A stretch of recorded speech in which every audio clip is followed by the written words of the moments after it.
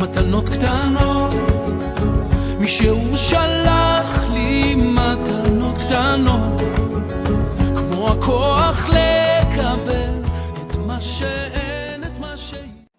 Our children today have to understand the incredible times in which we live. They have to understand what it means that we have Israel.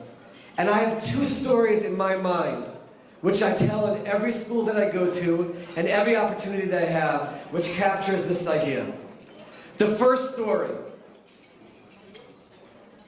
When my wife and I were deciding to make Aliyah, I had one major fear.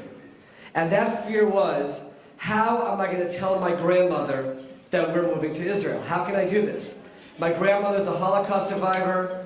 Here she is in the golden years of her life, enjoying her grandchildren, her great-grandchildren, and now, thank God, great-great-grandchildren. And I have to tell her that we're moving thousands of miles away. I pick up the phone, and I say to my grandmother, Bubby, I have some news for you. God willing, this summer, this was 14 years ago, Dina, myself, the children, were moving to Israel. And I was prepared for what I call the wrath of Bubby. My grandmother has no political correctness. She says things the way they are. And I was prepared for her to be upset.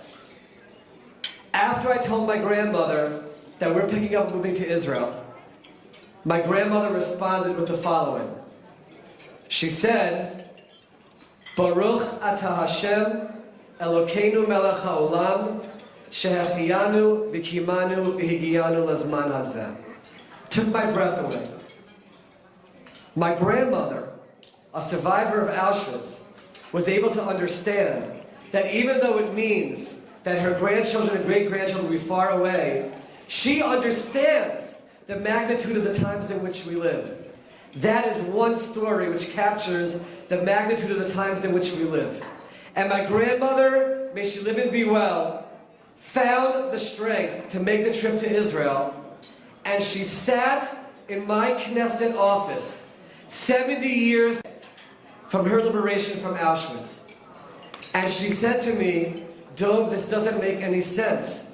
A Jewish state, Israel, Jewish capital, Yerushalayim, Jewish parliament, Knesset, my grandson is a member, it doesn't make any sense, and she's right. We are blessed to live in the most incredible of times, and we have to convey this to our students and get them excited about the possibilities they have in this time. For me, as a young kid who grew up in North America, the possibilities of the time in which we live are quite incredible. And I think about one moment in time, a little more than 30 years ago. I was a young teenager living in a suburb of Washington, D.C. And they brought us to demonstrate outside of the Soviet embassy in Washington, D.C. I'm sure everybody in this room was part of the efforts to free Soviet Jewry. And we would sing and we would chant. And one time, we held a silent vigil.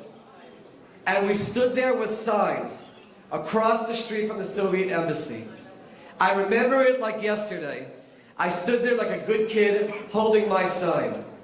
My sign said, Free Yuli Edelstein.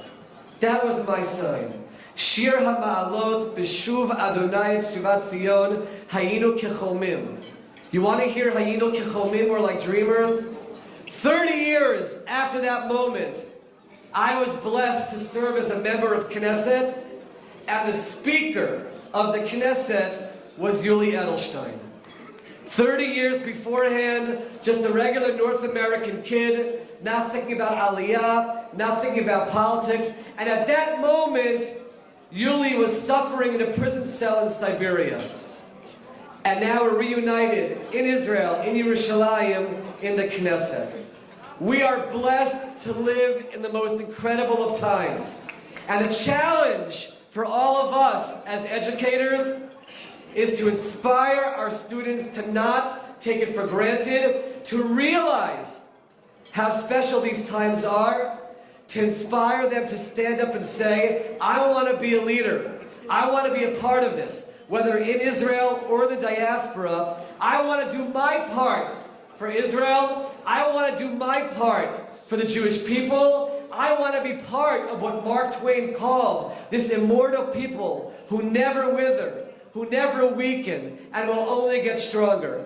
Be'ezrat Hashem, as we celebrate tonight Israel's 70th anniversary, and we celebrate everything that each of one of you are doing for Jewish education and for the next generation, let's also commit ourselves to inspiring the children to realize what incredible times in which we live, and to teach each one of them to be incredible in these incredible times. Thank you. Everyone should have Shabbat Shalom, B'Hatzlacha to all of us.